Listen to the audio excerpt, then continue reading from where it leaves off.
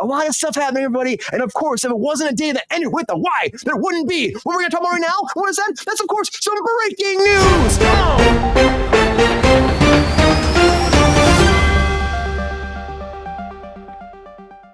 All right, the very first thing I want to talk about is Ted, because Ted is out. I don't think I had a chance to watch this yet, but Ted is out, the prequel series over on Peacock. It's fresh out there in the cock, and honestly, everybody, I checked it out. It's pretty funny. It's pretty funny. They wanted to do like more Mark Wahlberg, but they were talking about it going back and forth. The Universal said, let's do a prequel. Of course, Marky Mark wasn't going to come back for a full season. He actually got reached out to, but honestly, at the end of the day, McFarlane was like, this is not going to work out, so they cast somebody else, and his kids worked with him on a bunch of projects before, and it's pretty funny. And he said Universal came to him. He's like, I had no idea they'd actually want to do this. It's like a huge budget thing, like almost hour episodes. And it's pretty funny. I think it's worth checking out, but it's on Peacock. All 7 episodes dropped at once. And honestly, if you like Ted and you like vulgar, it's very fucking vulgar. And if you like the way that he really gets into it's such everything. It's just interesting. It's fun. And even my dad, who was like 77 years old, he couldn't get out of the room. He kept watching, even though it wasn't his cup of tea. He still had a good time. But that's back, everybody. And I think it's a good prequel to come back, and it makes sense for that franchise. Something doesn't make sense to me is do more Succession. But Brian Cox says that the idea has been floated to him multiple times, like he should come back for more Succession. Now, spoiler alert, everybody. I'm gonna say right now, spoiler alert. Plug your ears. I'm gonna say he dies. So if you're gonna do more of him, like you must have to have a prequel thing or something like that. But the show did so well. Again, been nominated for so many awards now. It's just cleaning up right now in awards season. Like just let it be, let this go. But he said, if the creator comes back, series creator Jesse Armstrong comes back, and the script is good enough, he'll do it. But honestly, I think that just leave it alone. Leave it alone. You did so great with this. Let it go. It didn't become a show that went on too long. They're like, why the hell are we doing more of this? But you know what? That happens with shows. They see something that's it's a hit, so let's do more. That's why we're getting another spinoff of Big Bang Theory. Of course, they're calling it a spinoff of Young Sheldon is coming. Now, CBS just announced this. They're moving forward with this, and it's going to focus on Sheldon's older brother and his fiancée. And I mean, there are not much plot details before that, but besides that, they did say they are going to do another spinoff of Big Bang Theory. Besides this is not that one. They announced that months ago, too. So you're getting 2 more spinoffs of Big Bang Theory. This is going to start moving forward. They want to do this as a sitcom, actually, go back to the Big Bang Theory format, multicam, get back on a soundstage, shoot 13 episodes, and then multi-camera, production. So honestly, it makes sense to go back to that format, but I don't think we need more Big Bang Theory spinoffs or a Young Sheldon spinoff. I don't know. But you know what? Chuck Lorre's going to make a lot of money doing it, so let's keep going forward. I do think we need more, and we are getting more of White Lotus. And White Lotus is moving forward right now, production. Right now, season 3 is starting to shoot in Bangkok. Actually, it's going down in early February, so that's going to start shooting soon. So casting notifications are coming out. They're saying right now it's going to be larger, bigger, crazier, and they don't want to give away too much detail. But it's going to be the biggest. They're always the biggest season yet for White Lotus, which is a lot of fun. This show, I've had a great time watching both seasons. Jennifer Coolidge being gone is going to be a big bummer. They're saying they're trying to work something out, but honestly, again, spoiler alert: cover your ears. Cover your baby's ears, earmuffs. She fucking dies too. So I don't know how you bring her back though too, unless this is a prequel, but they're going to talk to it. But Leslie Bibb is coming in. You got Jason Isaacs coming in this too, which would be kind of cool. Michelle Monaghan, Parker Posey. There's a lot of people coming on. That's going to be awesome. Natasha Rothwell is also coming back to the cast. And it's going to be a big production, of course. And hopefully they do really well with it because I like the first 2. So keep it going. But sometimes you got to look at a franchise and say, maybe it's time to die. This is not one of them, but I think Scream is one of them. And Scream right now, of course, you lost 2 big actors. Lost a director. Now Nev Campbell's like, hey guys, if you need me, and pay me enough, I'll come back and save your franchise. So right now, she did an interview recently talking about how she didn't come back for the last one because it was a money thing. She said that she thought she deserved more for her place in the whole franchise, and they just wouldn't pay enough for the Peacock series coming out now. So for her, she's like, well, I'm not going to do it. But now in this recent interview, she said, well, again, if they pay me enough, I'm going to come back because I am, this big character from the franchise. Maybe that's the route they'll go. Maybe they will bring her back because they want to try to have something else. They're losing so much. But then again, maybe they'll let it die and it'll go to the wayside. And she says that hopes doesn't happen, but a lot of times that does happen when things start falling apart like this. But we'll have to wait and see. But Nev Campbell wants to come back if you pay her enough. But someone that will be coming back very soon. He has no way of saying no to this is Michael Jackson, but the biopic is coming. The biopic is coming, and it's his nephew, Jafar Jackson, who's playing him. We've talked about this before, but they officially have the release date of April 18th, 2025. And it's going to be coming out. They're going to start working on it. It's only a year and 3 months away till it comes out, and they just started shooting.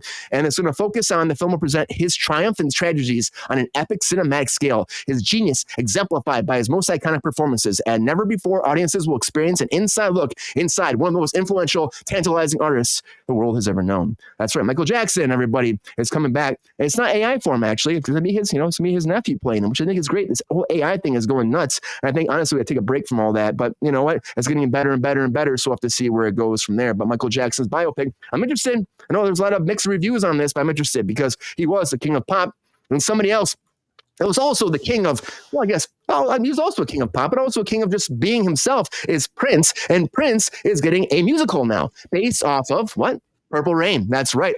Purple Rain, his actual film is coming out. They're going to do a whole musical number for Broadway. And they're going to have the Pulitzer Prize winner, Braden Jacobs, coming in to actually create it and make this and bring it into direction. And then they're also going to have it be like horse lyrics and from all of his songs and music and all of that going to be for inspiration for the actual music of the performance for this big Prince musical. And it's been, almost 40 years since the film came out. It's a long time ago. And of course, he passed away in 2016. So he's been gone for a long time. And unfortunately, it was because of fentanyl. And it's just sad. You hate to see these big musicians just go through this shit. And then, it's like, you think they're never going to die and then they die. And then it's like they're at the height of their fame. And then all of a sudden, just gone. But somebody else at their height of their fame right now, too, is, of course, Taylor Swift. And there's this thing going around town, everybody. I saw this, and it's being pushed by some media forums I don't follow a lot of times, but they're trying to say that Taylor Swift was apparently approached to be everybody ready for this? To be floated as an asset to NATO and to the federal government. That's right. They wanted to use her as a Pentagon psychological operations unit. They wanted to put her part of this apparently to help them out with NATO. And they want to make her a PSYOP for combating online misinformation, which a PSYOP is a person who secretly participates in psychological operations, usually recruited by the government and military or the police to influence the beliefs, emotions, and behaviors of the masses. Now, this is not real. this is stuff that's being blown up all over the place. Now, of course, there was this academic video that came out that was sponsored by NATO that they were talking about this misinformation, and they were talking as different people that could be a part of the whole story that could maybe help. And they said Taylor Swift, but it wasn't ever they approached her. NATO actually, it's not a thing. It's not a thing. The Pentagon even came forward and said, hey, everybody, as for this conspiracy theory, we're just going to shake it off. Fun pun right there, guys. Fun pun. So Taylor Swift is not a secret ops out there trying to deal with secret misinformation on the internet. She's not that person. So if you see this, everybody, it's a lie. And it's just a conspiracy. Maybe she is. I don't know. They're trying to say that that's why she got so big, because she's been working for the federal government, and people are saying Obama's doing it. I don't know. And Obama's been gone for a long time. I don't know, guys. Whatever. That's what it is. But also somebody else been gone for a long time, might come back. Well, I think it's a long stretch, but maybe it's Daniel Day-Lewis.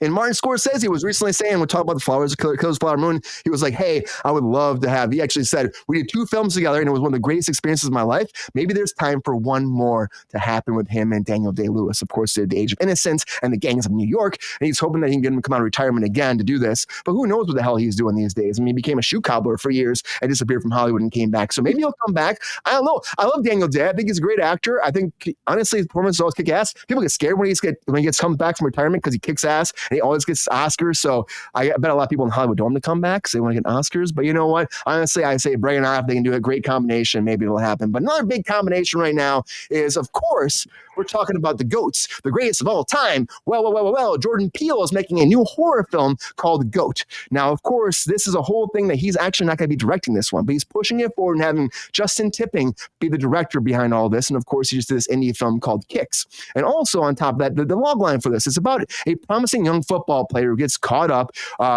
gets called up to be trained by this legend, the soon-to-retire legend. And through that, there's a psychological thriller tag. It's a safe bet. It's going to be a warm and fuzzy sports movie about legacy, but they're also saying there's going to be some kind of psychological twist beyond this. But anyways, they're going to have Marlon Wayans come in to play the soon-to-be retiring football star, and they haven't found the person yet who will be the up-and-rising person. But Jordan Peele has been saying this is like one of his best projects ever. He's really excited about him and Monkey Paw Productions, so hopefully it's good. And they're still looking for that young star, so maybe they'll find somebody. But hopefully it's good. Honestly, hopefully it's good, because that young star will not be Jonathan Majors, everybody, because Jonathan Majors keeps losing more and more roles. And again, he just lost his latest role. I knew it was going to happen, playing Dennis Rodman. That's right. He was up to play Dennis Rodman. And this movie was called 48 Hours in Vegas. And it was about a 2-day trip that Rodman took to Las Vegas during the 1998 NBA Finals. Now, he's been attached to this for a long time. Now that this all came out, all the allegations are actually been, well, of course, he was charged, and now he's going to be going through sentencing. they've dropped him officially from the movie. So unfortunately for Jonathan Majors, he will not be playing Rodzilla anytime soon. And he probably won't be at the Emmys anytime soon, but the Emmys are live right now. As I said, the 75th annual Emmys are on their own right now. I think they're almost probably done, but I'm going to check them out after the show. I've been planning for the show. It's on right now. After a 4-month delay, finally out due to the strikes is happening. Of course, everything's been delayed multiple times, and hopefully it's good. It's on Fox. You can watch it tomorrow on Hulu after the fact, because you're watching Cruise Control. So watch it tomorrow on Hulu after the fact and enjoy the Emmys, and we'll watch together.